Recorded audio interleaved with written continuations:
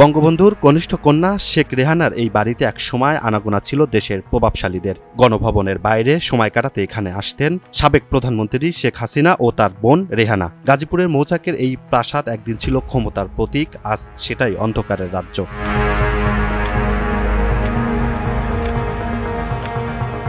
একটা সময় এখানকার বাতাসে রাজনীতির গন্ধ ছিল, এখন ভাসে ধোঁয়ার গন্ধ আর মাদকসেবীদের আড্ডা। প্রায় 10 বিঘা জমির উপর গড়ে উঠেছিল এই রাজকীয় বাংলো। তখন এই বাড়ির গেট পেরানো ছিল অসম্ভব। কড়া নিরাপত্তা, পুলিশের পাহারা আর প্রতিবেশীদের চোখে ভয়। কিন্তু 5 আগস্টের রাজনৈতিক অস্থিরতা বদলে দেয় সবকিছু।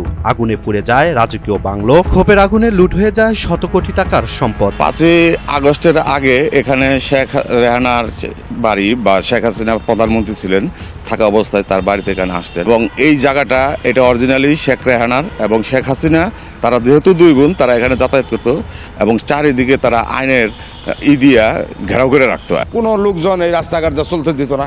এখানে যখন ওনারা আসতো তখন আমরা নিরাপদ ছিলাম না। এখন যে এটা ভাঙ্গা, মানে এখানে কোনো কিছুই নাই, এখন আমরা নিরাপদ না।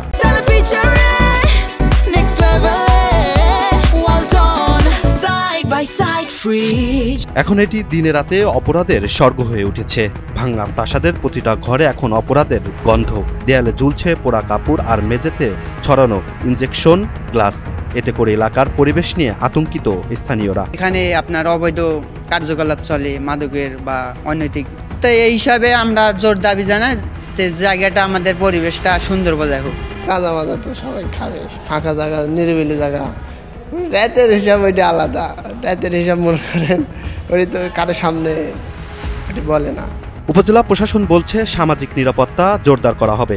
এলাকাটিকে অপরাধ মুক্ত রাখতে আইনের আওতায় আনা হবে অপরাধীদের। সম্পত্তি ব্যবহার করে কোনো এলাকায় যদি আপনার আইন শৃঙ্খলা অবনতি ঘটে, যেমন মাদক সেবী বা এরা যদি কি বিভিন্ন ধরনের অপকর্ম করে, যেমন আপনি যেটা বলেন আশেপাশে যে ঘরবাড়ি তাদের খুব প্রবলেম হচ্ছে যে মাদক সেবীর এদিক দিয়ে যায়। তো আমরা অনুরোধ করবো যে কোনো ধরনের আইন শৃঙ্খলা অবনতি ঘটে এরকম কোনো কাজ কারো ধারা যাতে না হয়।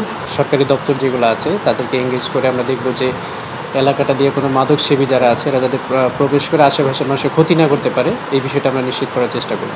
তো আমরা চাই না যে সমাজের শান্তি শৃঙ্খলা নষ্ট হোক এবং আশেপাশে ব্যক্তি যারা আছে তারা সবাই শান্তিতে থাকুক। যে প্রাসাদে এক সময় ক্ষমতার প্রতীক ছিল, আজ সেটা হয়ে গেছে ভয় আর অনৈতিকতার আস্থানা। এলাকাবাসী বলছেন প্রশাসন তৎপর না হলে এই ভূতের প্রাসাদ অন্ধকারে ঢেকে দিবে গোটা এলাকাকে।